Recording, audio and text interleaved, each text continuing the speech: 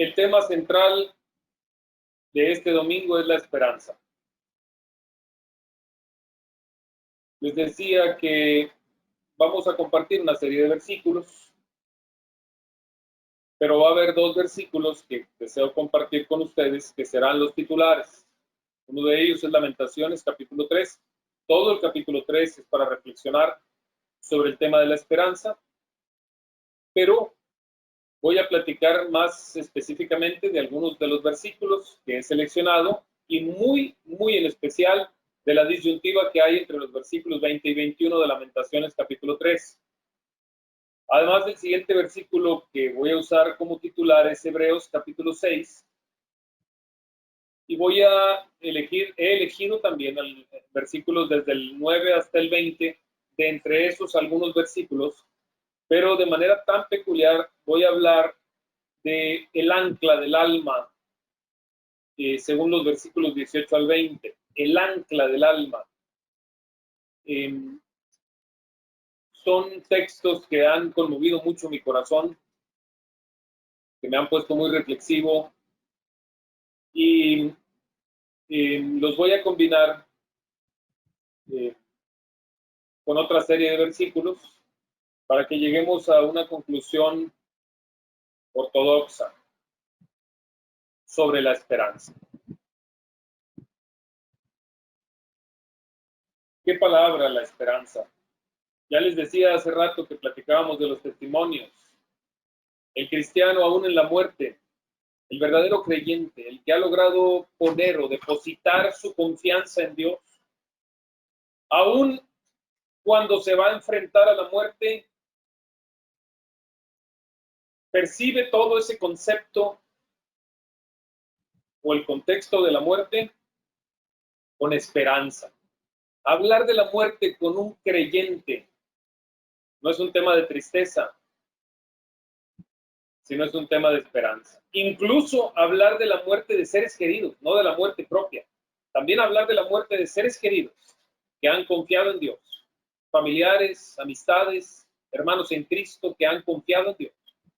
Como el propio apóstol Pablo lo dice, lo recordamos hace un momento, tampoco queremos, hermanos, que ignoréis acerca, y la frase que me gusta mucho, esa frase, como está descrita en la Reina Valera 60, tampoco queremos, hermanos, que ignoréis acerca de los que duermen, dice el apóstol Pablo, para que no os entristezcáis como los que no tienen esperanza. Por supuesto que el que no tiene esperanza se siente sumamente mal, angustiado y afligido con el concepto de la muerte.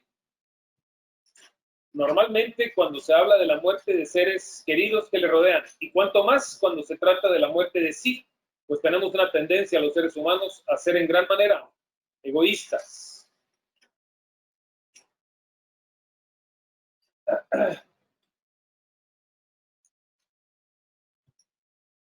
Es un concepto tan hermoso en la Biblia y a la vez profundo, el de la esperanza. Me pregunto qué tanto ha reflexionado usted, qué tanto ha reflexionado, joven, acerca de la esperanza. Pero el origen de esa palabra viene de esperar, la que usamos nosotros en nuestro idioma. El diccionario dice que es un estado de ánimo que surge cuando se presenta como alcanzable lo que se desea. Entonces es un concepto que normalmente se usa en nuestra cultura para hablar de situaciones terrenales, físicas, y también se habla religiosamente. Se usa en el contexto religioso, pero no solo en el religioso o en lo eterno. La palabra esperanza se usa también para conceptos o aspectos terrenales. Sí. Pero sí, definitivamente su origen tiene que ver con el esperar. Sí. De ahí deriva, de lo que esperamos. Entonces, quisiera preguntarles, vamos a regresarnos un poquito antes de elevar este concepto y comenzar a verlo desde una perspectiva celestial. eterna.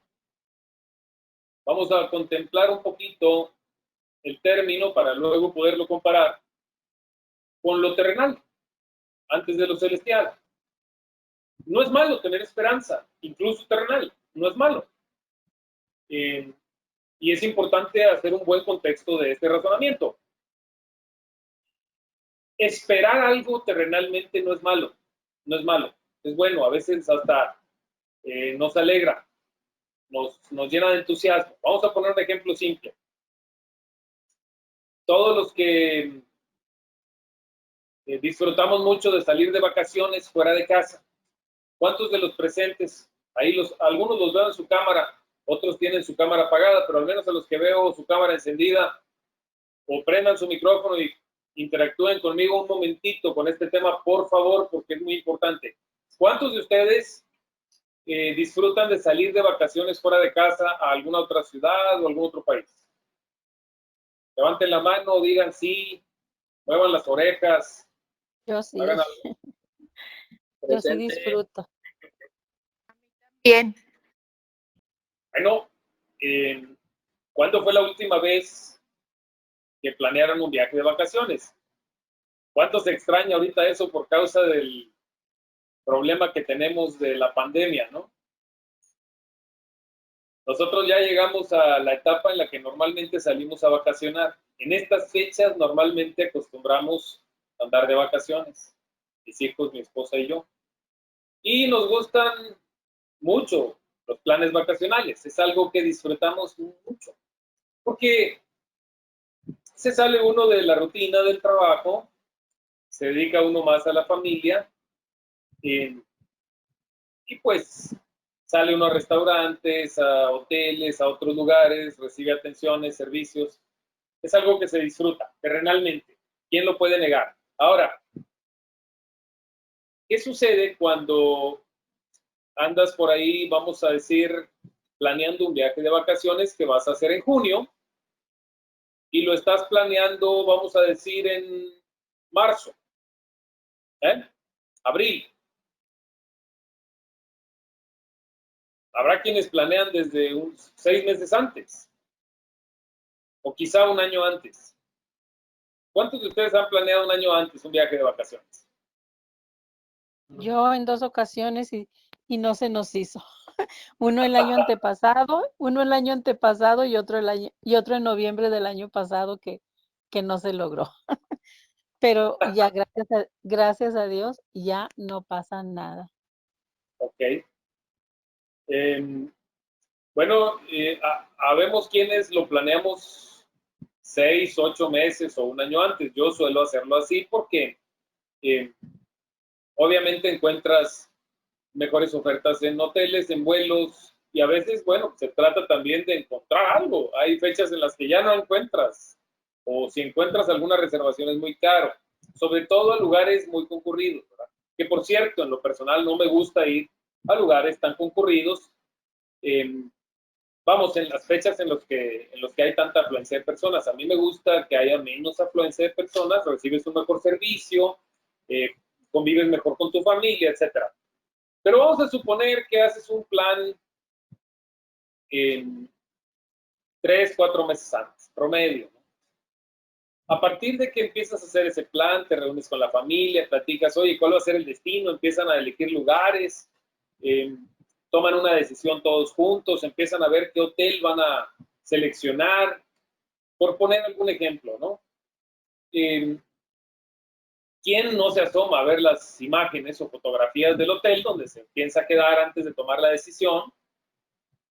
Y bueno, ahí en ese momento, cuando empiezas a hacer todos esos planes, bueno, yo en lo personal soy extremadamente detallista en ese sentido, me gusta hasta hacer los planes de qué vamos a hacer cada día en las vacaciones, hacer un itinerario y qué vamos a visitar y a qué horas vamos a despertar, y a qué horas vamos a descansar y a qué horas vamos a hacer el devocional. Yo soy así, sumamente exagerado en eso. Luego no todo se logra cumplir, pero tengo, digamos, un programa que me gusta mucho hacer. Pero empieza a llenarse el corazón de alegría, ¿no es cierto? sientes que, bueno, viene una actividad que estás planeando que es diferente a la que día con día estás haciendo, ¿no? Como que, digamos que un domingo en la tarde, noche, cuando recuerdas que el lunes vas a regresar al trabajo, vamos a ser sinceros, no estás así como que súper entusiasmado, ¿no? Ay, mañana regreso a trabajar, qué padre. Yo en lo personal disfruto mucho mi trabajo, pero no puedo, o sea, vamos a ser sinceros, no puedo decir que disfruto más de ir a trabajar que de irme de vacaciones. Definitivamente disfruto más cuando me voy de vacaciones que ir a trabajar, aunque yo disfruto todos los días mi trabajo. Sí lo disfruto y lo hago bastante bien. Me gusta, vamos, amo mi trabajo, pero sin lugar a dudas disfruto más las vacaciones. Entonces, cuando hago un plan de vacaciones,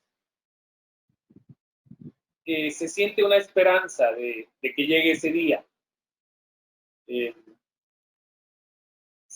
si faltan ya 2 semanas o 3, empieza a aumentar esa alegría, ese entusiasmo, ¿no es cierto?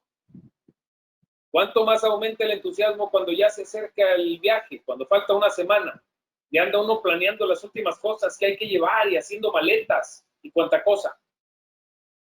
¿Por qué creen ustedes que pasa eso?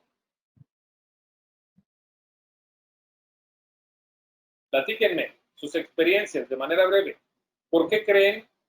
Digo, porque a ustedes también les pasa, ¿verdad?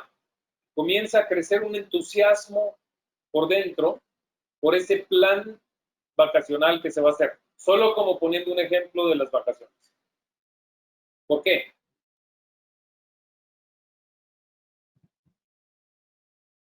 Enciendan sus micrófonos. Porque estamos planeando algo que vamos a disfrutar mucho. ¿Ok? ¿Qué más piensan? Yo creo que porque es algo que pensamos que es bueno para nosotros y nos emociona que ya venga, que se esté acercando. ¿Ok? ¿Quién más? Yo Por las porque experiencias y conocer nuevos lugares que a lo mejor no son muy comunes aquí en el lugar donde residimos. ¿Mi hermana Rubí? Gracias, Leo. Yo porque me van a atender así como yo atiendo aquí a mi casa. Qué bien. Porque se sale de la rutina, es algo completamente distinto. Dice Tania, porque se sale de la rutina. Mi hija Tania dice, porque es algo diferente y me salgo de la rutina. Ok. La razón, hermanos míos, es porque fuimos creados así por Dios. Somos seres emocionales, porque tenemos emociones verdaderas, porque nuestra alma es así. Ese es el diseño que Dios le dio a nuestra alma. Y cuando vienen cosas diferentes, cosas nuevas, cuando planeamos un cambio de rutina, cuando viene algo que disfrutamos en el pasado, nos trae recuerdos, recordamos haberlo disfrutado en el pasado, sentimos mucho entusiasmo.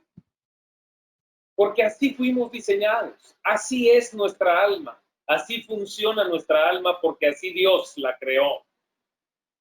Imagínense entonces, si con los aspectos de orden terrenal, si con alegrías tan pasajeras, si con momentos que hoy disfrutas y que mañana se acaban, nos sentimos así de entusiastas, nos gusta planearlo, nos divertimos al planearlo, nos alegra tanto el rato, el día, el corazón.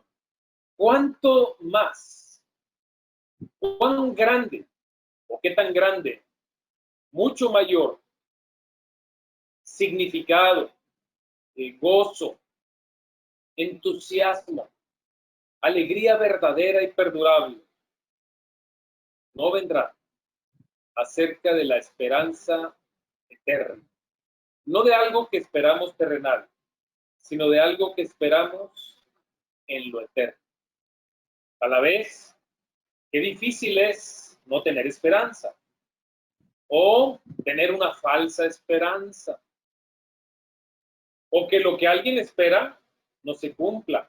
Ejemplo, pues muchas familias tenían ya todo un plan vacacional en las épocas de Semana Santa pasada y algunas incluso en este verano y tuvieron que cancelar todo por causa de la pandemia. Y hoy, pues qué triste, terrenalmente hablando. ¿Se imaginan el dolor tan profundo? Es incomparable. Si alguien se pudiera sentir un poquito desanimado y triste porque no se pudo cumplir un plan terrenal, ¿cuánto más? ¿Qué mayor será esa tristeza, dolor, frustración por no tener una esperanza en lo eterno o por vivir con desesperanza? Bueno, yo, al igual que usted, he tenido muchas etapas en mi vida, muchísimas, desde niño y hasta la adultez, o la etapa en la que hoy vivo, de aspectos de orden terrenal que me han causado mucha alegría, muchas. Yo quisiera escuchar al menos algunos 2 o 3 de ustedes que quieran recordarnos alguna alegría terrenal que se basó en esperanza. Les voy a platicar yo, por ejemplo, una muy pequeña. Recuerdo cuando era niño, ya estaba en la escuela primaria y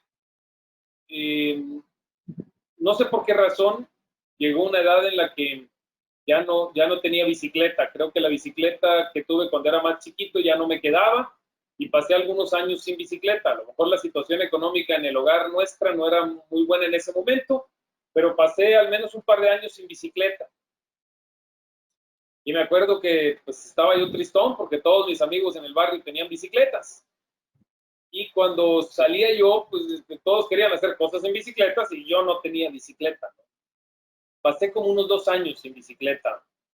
Y entonces llegaba una fecha de mi cumpleaños y ya se acercaba mi cumpleaños y pues no pude evitar imaginarme que mis papás sabían que tanto deseaba una bicicleta y que me iban a regalar de cumpleaños una bicicleta. Así que yo creo que desde unos 2 o 3 meses antes del cumpleaños ya me estaba imaginando y sospechando que recibiría de cumpleaños una bicicleta. Pasé, imagínense, 3 meses. Un niño 3 meses pensando que va a recibir de cumpleaños una bicicleta. ¿Ustedes creen que la recibí? ¿Qué piensan? Llegó el 7 de mayo. Es más, llegó la mañana del 7 de mayo y no había regalo. Me dijeron que el regalo estaba en tránsito. Y me acuerdo que mi mamá me habló por teléfono y me dijo que era algo rojo mi regalo.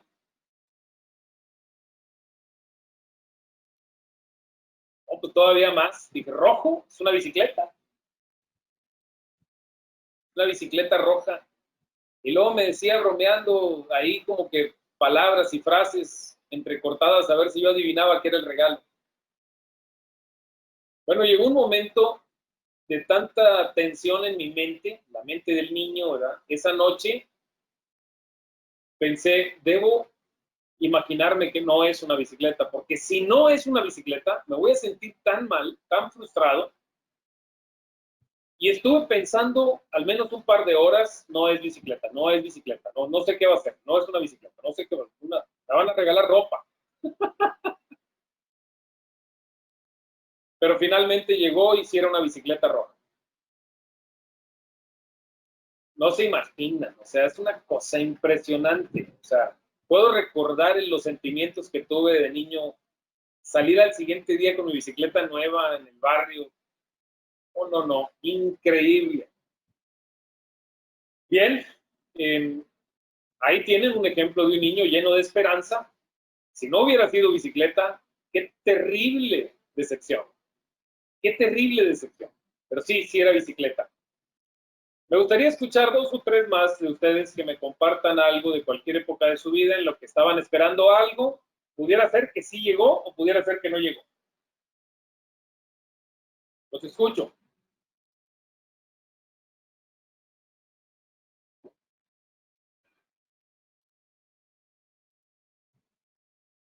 ¿No quieren ventilar sus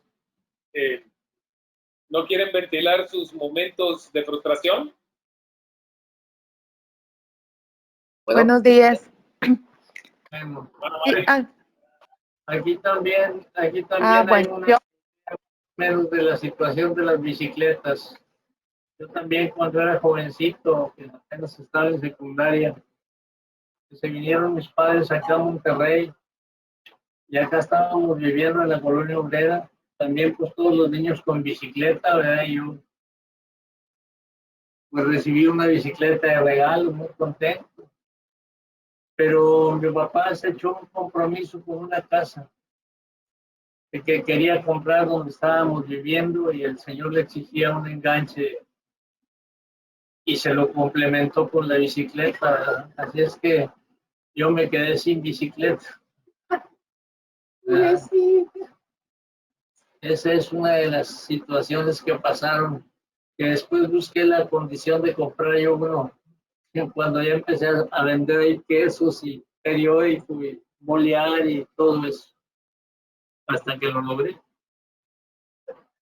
Pero bueno, fue una necesidad, querían tener donde vivir que fuera de nosotros y no estar pagando rentas. Claro. Muchas gracias. Hermana Mari, la escuchamos.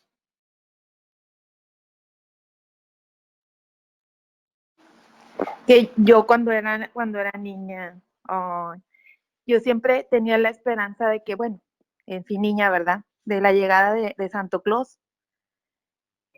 Y yo me acuerdo que todas mis amiguitas hacían cartitas y todo, pues nosotros éramos las pobres de la vecindad.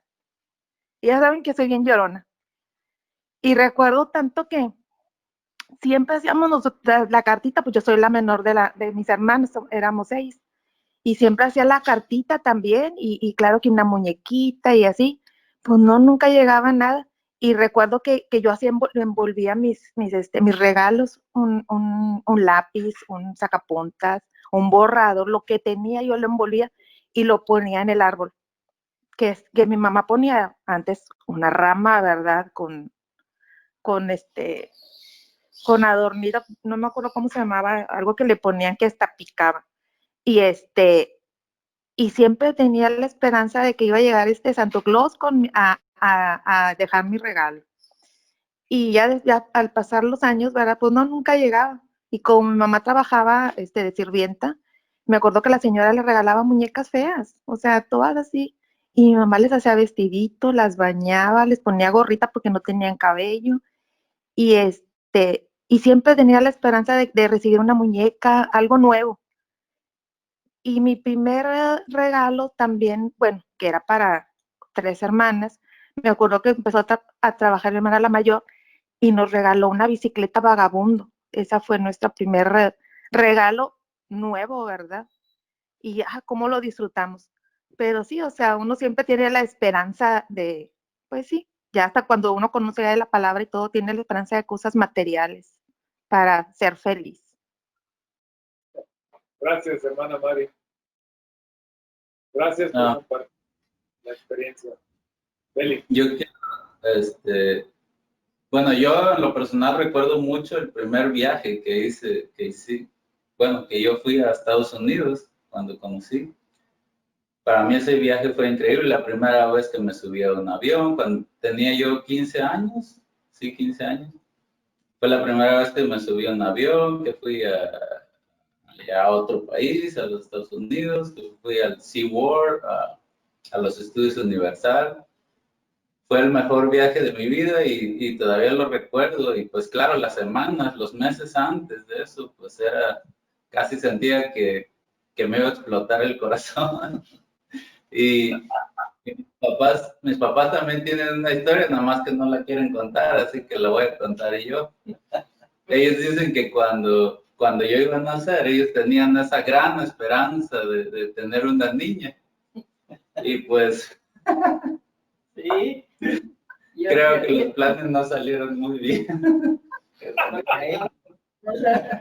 No se podía saber que en ese tiempo, que pues nomás y allá en el rancho, pero yo estaba segurísima que iba a ser una niña y nada. Esa fue una historia de cómo se les arruinó una esperanza. No tuvieron una niña y aparte, niño y feo. Muchas gracias. Gracias por compartir. Así es, fuimos diseñados por Dios de esa manera, mis hermanos. Esos ejemplos que todos estamos poniendo son totalmente naturales, es la naturaleza humana. Y no es malo porque así es nuestra alma. No es malo sentir entusiasmo, no es malo tener emoción por cosas que vienen. Pero qué terrible, de verdad, qué dolor, qué vida tan triste cuando no hay ese entusiasmo por la eternidad. Cuando todo lo que el ser humano espera es algo terrenal. Qué triste. Ahora voy a comenzar a compartir con ustedes algunos textos que tienen que ver precisamente con la esperanza eterna. Y voy a empezar con Lamentaciones capítulo 3. Por favor, acompáñenme.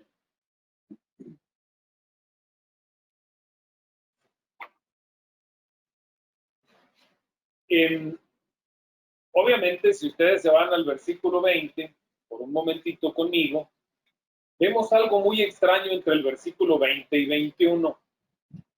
Presten especial atención a la comparativa entre estos dos versículos. Siempre tengo esto presente y por eso me deprimo, dice el 20. Pregunta, ¿qué? ¿Qué tiene el ser humano presente que le causa tanta depresión? Pero luego el 21 dice, pero algo más diferente me viene a la memoria, lo cual me llena de esperanza. ¿Qué? ¿Qué es? Entre estos dos, ven ustedes el contraste, verso 21 a verso 20 y hacia atrás.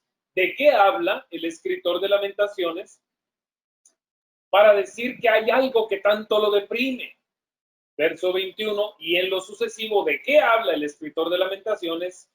Para decir que algo le causa un sentimiento completamente contrario al del versículo 20.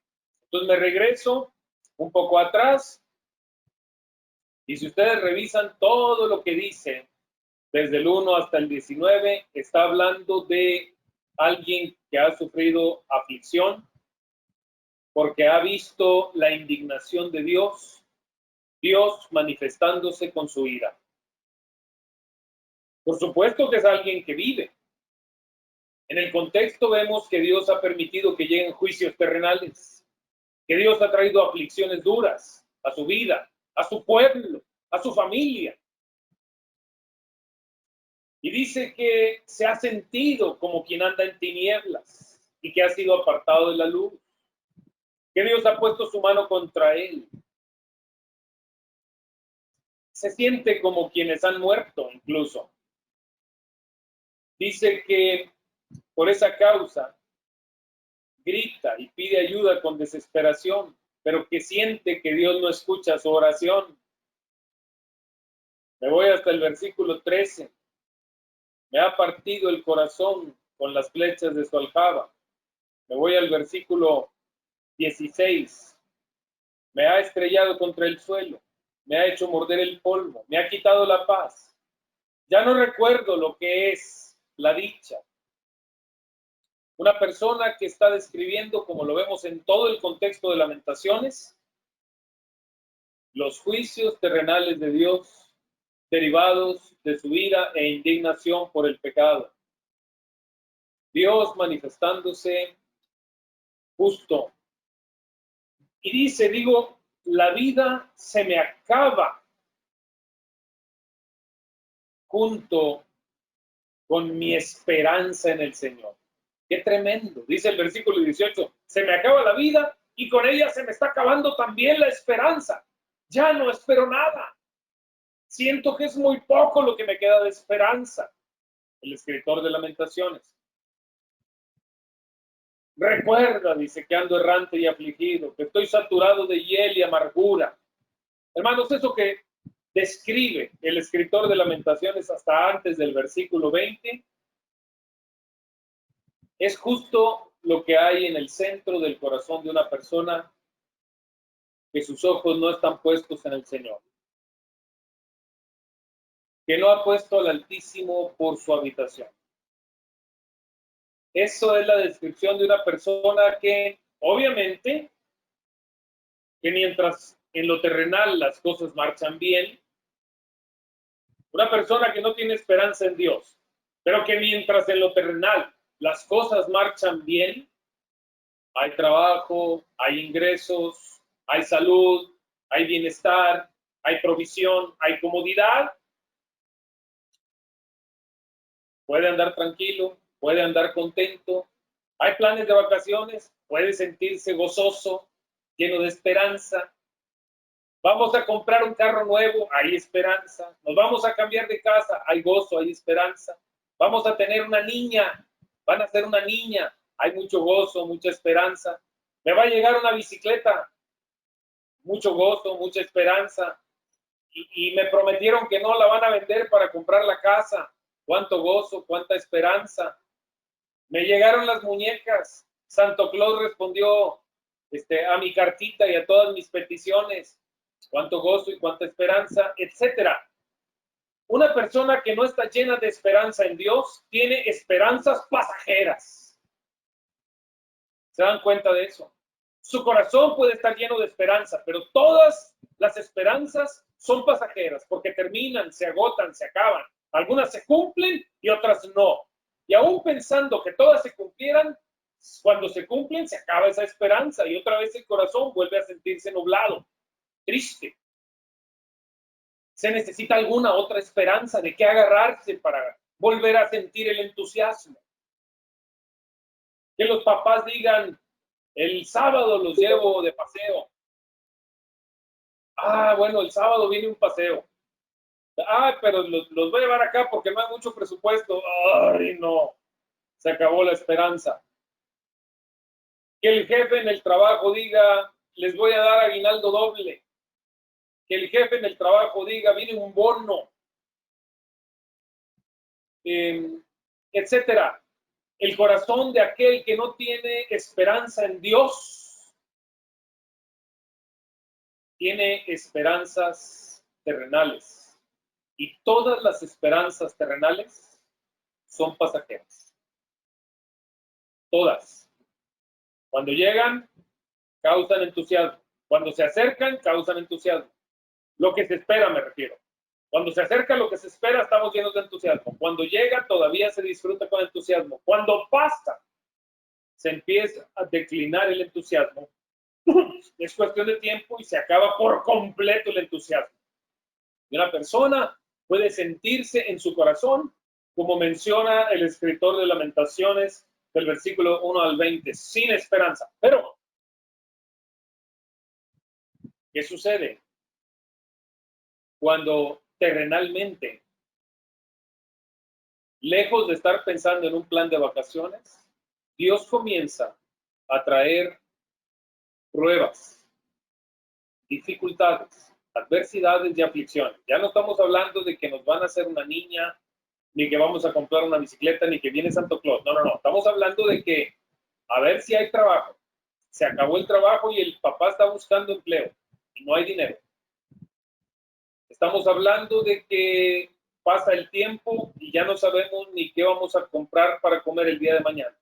Y pasa el tiempo y hay que poner a la venta esta casa, ya no la podemos mantener. Y pasa el tiempo y se enfermó un hijo y no tenemos un seguro de gastos médicos mayores y no podemos pagar la cuenta del hospital. Y pasa el tiempo y ahogándose en deudas y en dificultades y adversidades.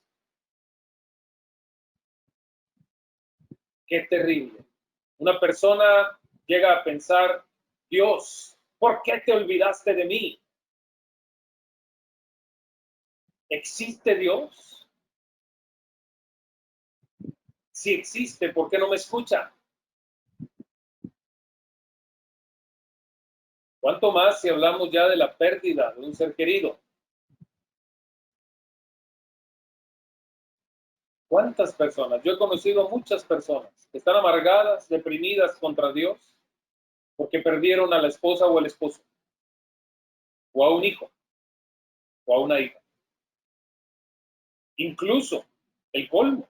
He visto hijos o hijas amargados porque perdieron al papá o a la mamá ya en su vejez. Y amargados contra Dios porque les quitó a la mamá o al papá.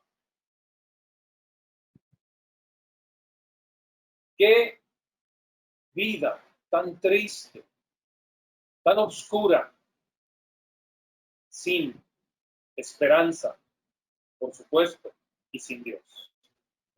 Como dice el apóstol Pablo a los Efesios, sin esperanza y sin Dios. Pero vean ustedes el contraste sorprendente a partir del versículo 21, pero algo más, dice el escritor, me viene a la memoria, lo cual me llena de esperanza. Algo más. ¿Qué es ese algo más que viene a tu memoria y te llena de esperanza? Dice, me acuerdo del gran amor del Señor que nunca se acaba. Ah, vaya, resulta que es una persona que sí ha conocido al Señor. Resulta que es una persona que ha experimentado las mieles, las delicias del amor misericordioso, del Gesed, amor misericordioso de nuestro Señor,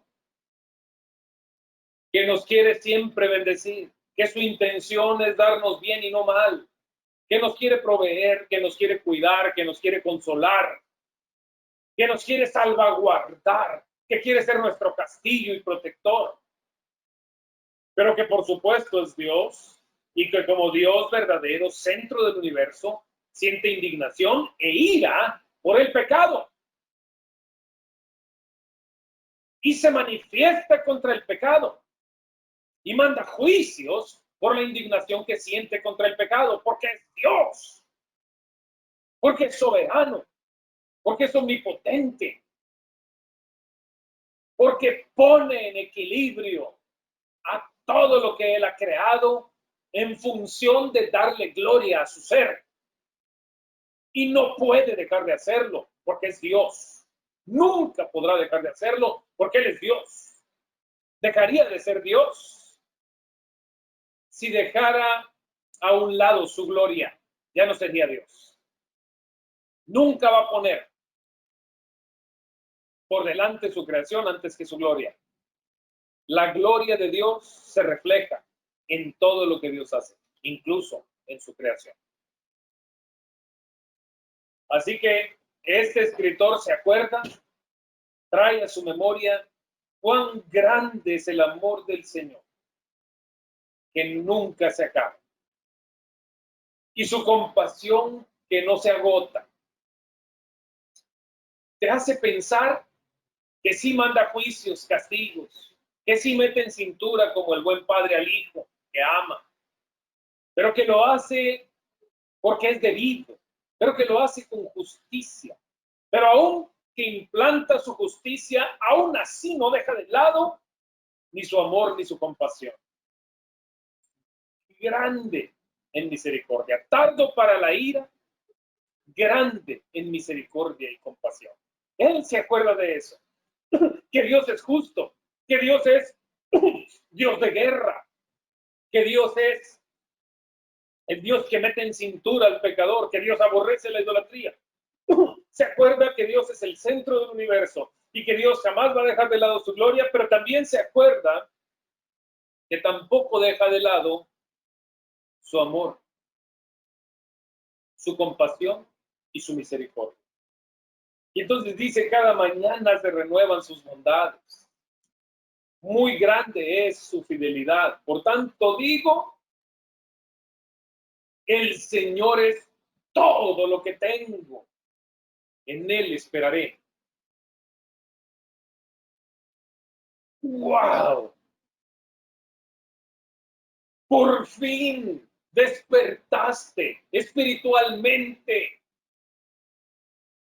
Por fin dejaste de ver nublado y borroso y comenzaste a ver con claridad cómo son las cosas. Dios no es tu enemigo. Dios te mete en cintura porque te ama. Dios no arremete contra sus hijos que han creído y confiado en Él con el propósito de destruirlos. Ese no es su propósito. Dios no es un Dios que se va a vengar de sus amados hijos, a quienes ha traído a su presencia con lazos de amor y misericordia. Pero escúcheme, vea claro, no vea borroso, no vea nublado, vea claro el panorama, el horizonte.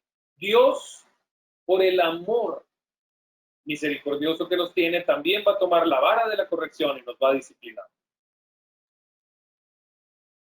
Dice el escritor de Lamentaciones, acá hacia los últimos versículos, voy hasta el 40. Hagamos un examen de conciencia.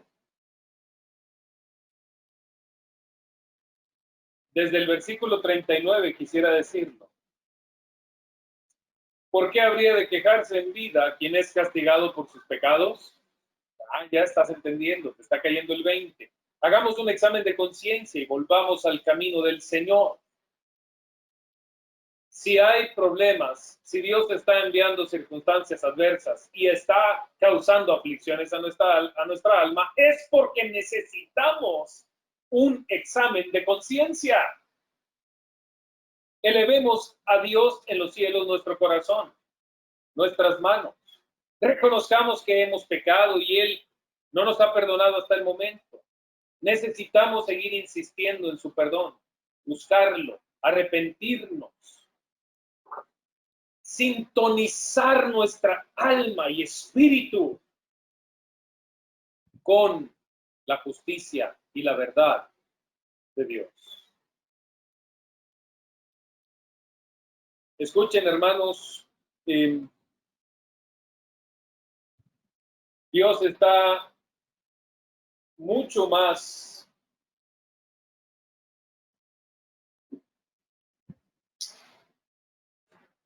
interesado en nuestro bienestar eterno que en nuestro bienestar terrenal, porque Él nos ama. Él nos ama eternamente. Nuestro bienestar espiritual es prioridad dentro de los propósitos de Dios. Nuestra preparación para la eternidad es prioridad dentro de los propósitos de Dios. Por eso está escrito, busquemos primeramente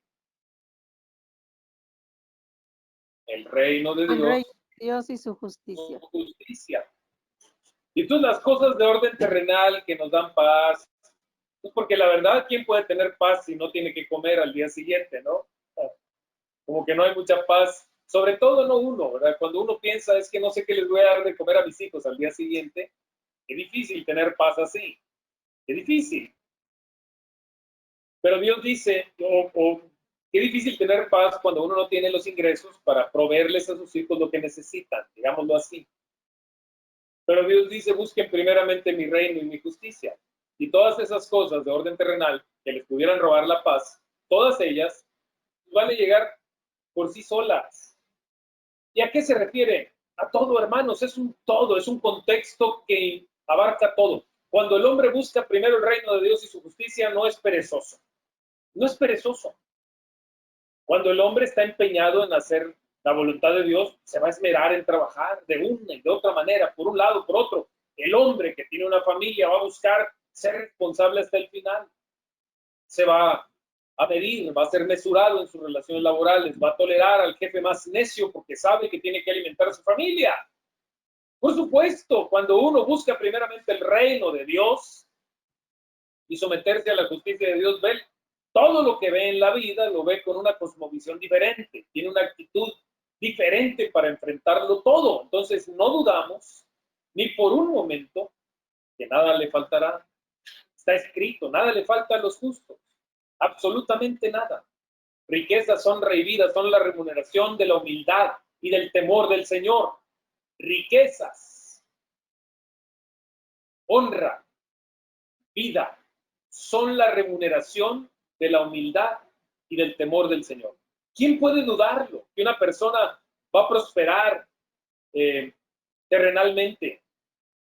Es decir, que no le va a faltar nada. A eso me refiero con prosperar, que no le va a faltar el alimento, que no le va a faltar el vestido, que no le va a faltar la provisión para su familia, cuando en primer lugar en su corazón está el reino de Dios y su justicia. ¿Quién puede dudarlo? Así, pero si lo primero que hay en el corazón es primeramente buscar las añadiduras, las comodidades, el enriquecimiento, la prosperidad, la abundancia terrenal y otras muchas otras cosas que vienen al corazón del hombre, que el hombre llega a codiciar. Si lo primero que hay en su corazón es vanidad, una tendencia muy grande a envanecerse con la prosperidad, y lo que espera es que como remuneración le llegue el reino de Dios, lo que le va a llegar precisamente es lo contrario. Si es creyente, no dude, hermano, que va a llegar de parte de Dios la vara de la disciplina, porque Dios tiene por prioridad prepararnos para la eternidad sobre nuestro bien terrenal. La prioridad de Dios es lo eterno. Las cosas que se ven son pasajeras, las que no se ven son eternas. Dios tiene como prioridad las que no se ven. Y relacionado con eso, hermanos, por favor, pensémoslo bien. ¿En verdad hemos reflexionado de la esperanza que está resguardada para nosotros en los cielos? Como dice el apóstol Pedro. ¿Hemos reflexionado en esto? Acuérdense que la esperanza que se ve ya no es esperanza. ¿A qué esperarlo?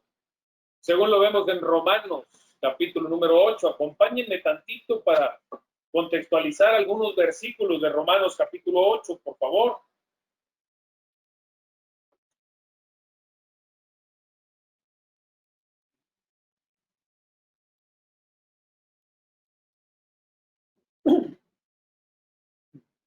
Voy a ir desde el versículo 19 mostrando algunos textos.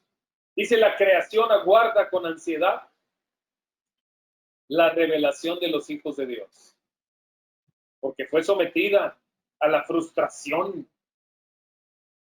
Esto no sucedió por voluntad propia, sino por la del que así lo dispuso, por la voluntad de Dios.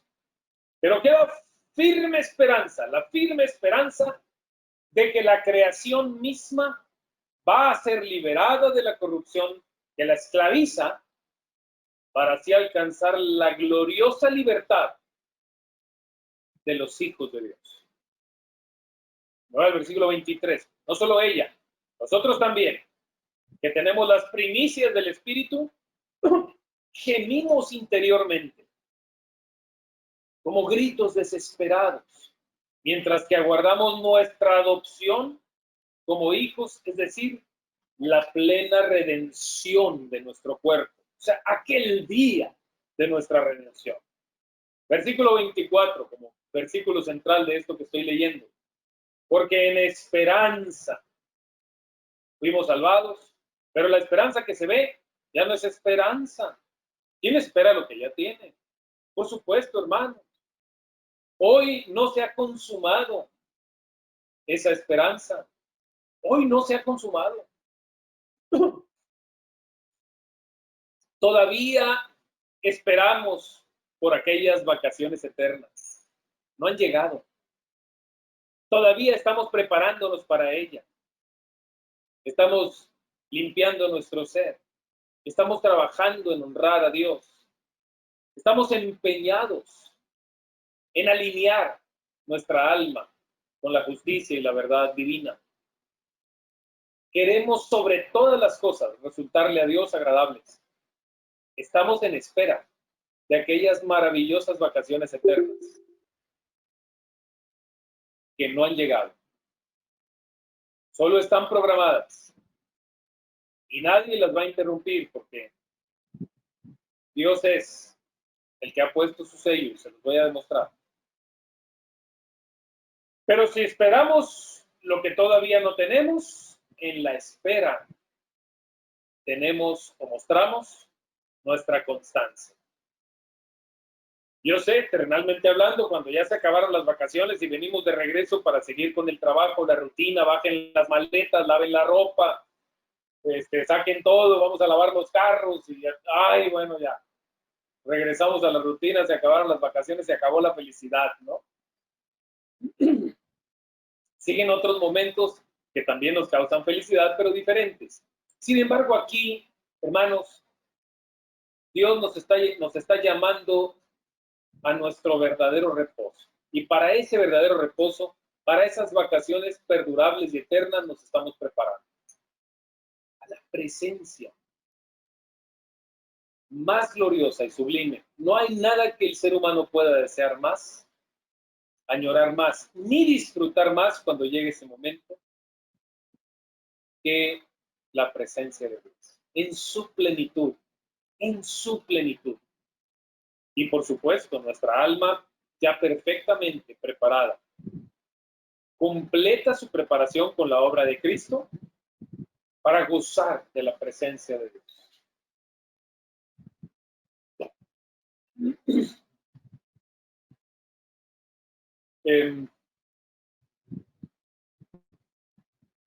Voy a Romanos capítulo 15, versículo 4.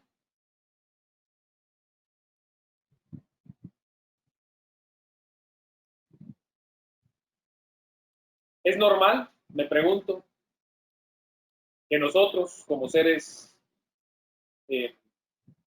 fervientes, espirituales, quienes hemos nacido de nuevo y le hemos confiado a Dios nuestra vida, perdamos por un momento de vista la esperanza? Sintamos con mayor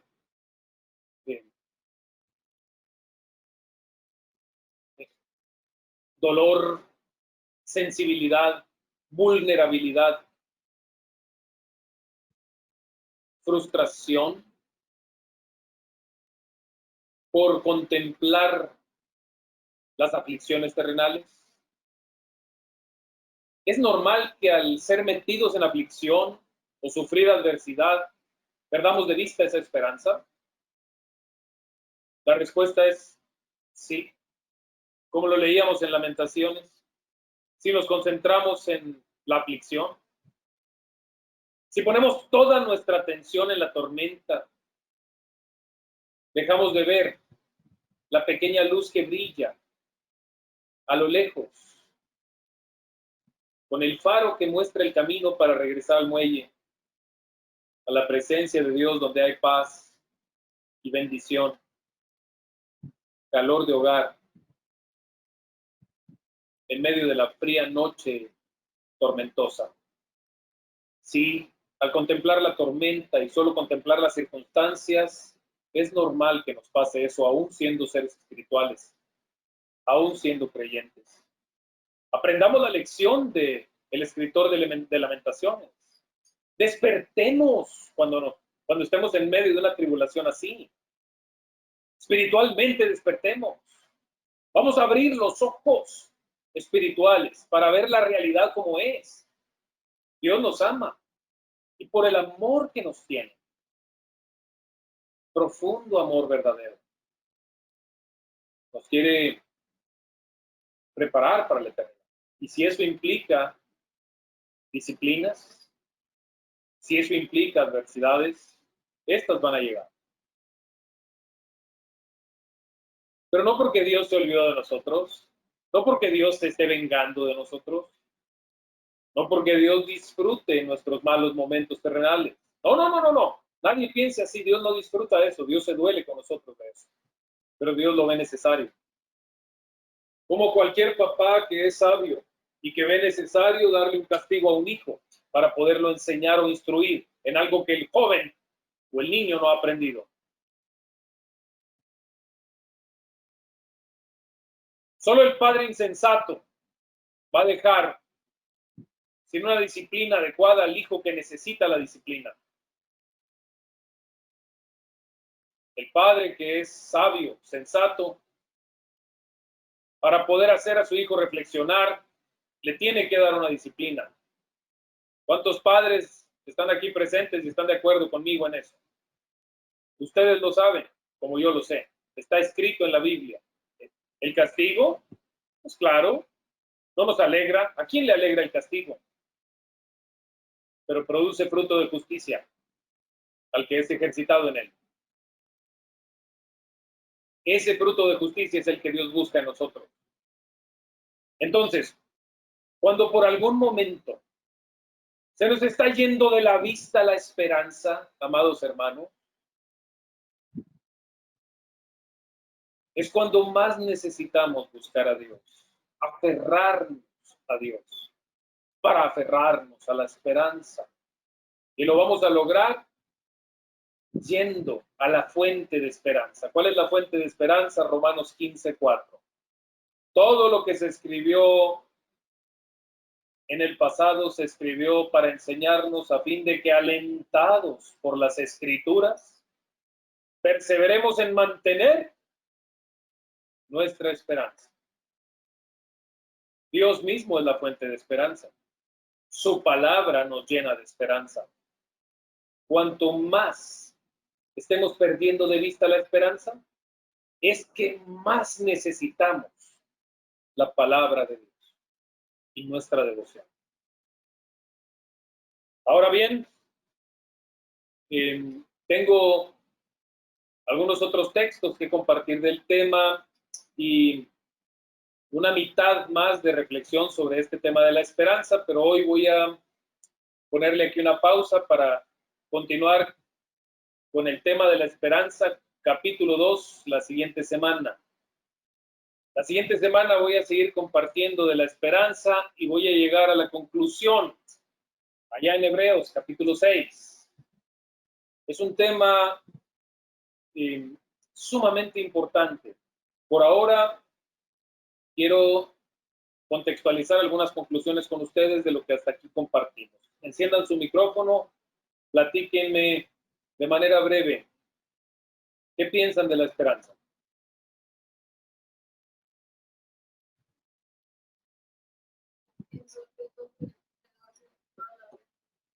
Lo que le da sentido a nuestra vida, dice mi hija también. Ven. ¿Qué más? Los escucho. Estar confiados.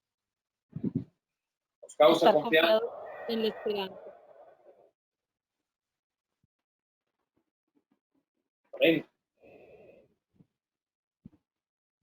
Me gusta mucho lo que dice ahí, que alentados por las Escrituras, perseveremos en la esperanza.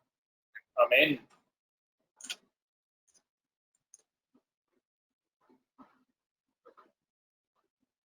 ¿Qué más? Es algo que no debe perderse. De acuerdo, y sin embargo tenemos el riesgo de perderlo de vista, ¿verdad? De hecho, nos pasa. ¿Qué tan seguido nos pasa esto? Edgar, ahora con toda la situación que se ha dado de este lado y con la que algunos de ustedes también han tenido que librar, pues acá nos quedó muy claro que independientemente de los cuidados que pudiésemos tener y de todo lo que pudiéramos tratar de evitar, o en este caso que mi papá se pudiera recuperar, ya que tuvimos la oportunidad de que lo internaran en un buen hospital, pues a final de cuentas nuestra esperanza estaba descansando en la voluntad de Dios, no en los esfuerzos humanos.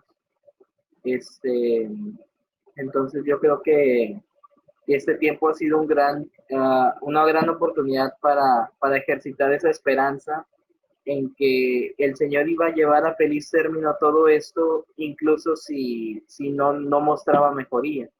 Ya nos estábamos preparando para eso, espiritualmente. Y eso fue un poco complicado, pero gracias a Dios, yo creo que aquí a todos nos cayó el 20. Bien, Sí. gracias.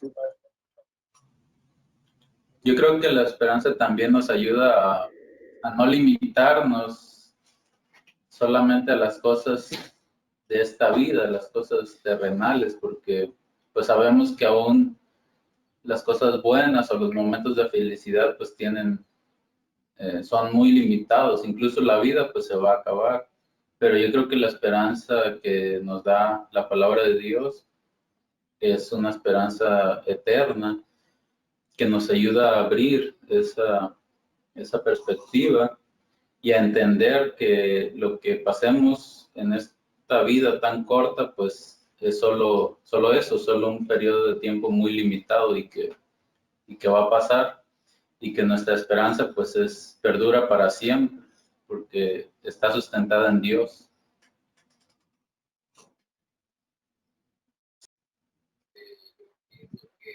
Gracias, Beli. ¿Vale?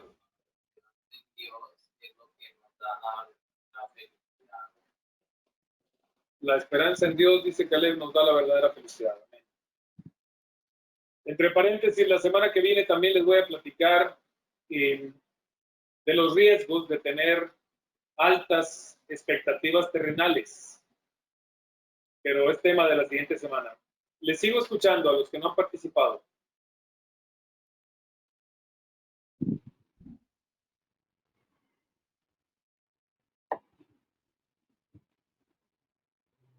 ¿Ya no hay más? Bien. Llegamos entonces a la conclusión hasta esta primera mitad. Sin lugar a dudas, amados hermanos, Dios es el que da la esperanza. Pero Dios también nos puede dar aflicciones que nos hagan perder la esperanza. Sí, por supuesto. Dios le da al ser humano la esperanza. Es más, déjenme les digo algo todavía con mayor alcance. Dios es el que le da al ser humano esperanzas terrenales, fíjate, porque es Dios el que provee todo, el que bendice, el que alegra los momentos, el que sale, el que hace salir el sol y el que hace que un día sea nublado. Qué bonito después de un invierno muy crudo, que llegue la primavera y que tengamos días de sol, como que renuevan nuestra esperanza, ¿cierto? Es Dios el que le da al ser humano incluso las esperanzas terrenales, cuanto más es Dios el que le da al ser humano la esperanza eterna. Pero también Dios, terrenalmente hablando, nos envía aflicciones que nos quitan esa esperanza. Cuando alguien va a ir por un pronóstico con el doctor para que le hablen de su salud, porque tiene algún malestar, le hacen estudios y el doctor le va a decir lo que le pasa, la persona está en espera de la respuesta médica. Y el doctor con su respuesta le puede dar esperanzas o puede no darle esperanza. Nosotros también somos así. Cada uno de nosotros podríamos perder esperanzas terrenales o algunas no cumplirse. U otras sí. La semana entrante platicaremos un poco más del error y el peligro de tener mucha esperanza terrenal, de elevar en nuestra alma o corazón altas expectativas terrenales en todo sentido. Ahorita no es el tema, pero sí es el tema cómo mantener la esperanza eterna. Y la única respuesta es, pues, manteniéndonos unidos a la fuente de esperanza, cerca de la fuente de esperanza, para que nuestra alma y nuestro corazón se siga irrigando de esa esperanza de manera perfecta. Dios es la fuente de esperanza, su palabra es. Amén. Vamos ahora. Padre, gracias por este tiempo de estudio, de meditación. Llénanos de tu esperanza, concédenos reflexionar más y además compartir y testificar esta esperanza con los que no la tienen. Te lo pedimos en el nombre de Jesús. Amén.